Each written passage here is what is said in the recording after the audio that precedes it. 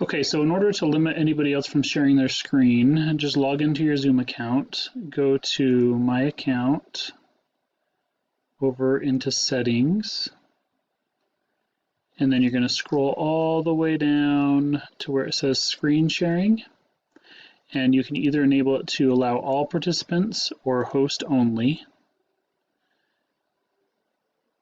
and then you just save that, and that defaults to only allow the host, whoever owns the account, to share their screen, which prevents anybody from entering any type of Zoom meeting and taking over control of the sharing, so to speak.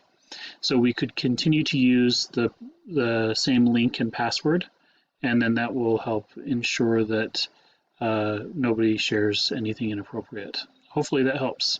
Thanks.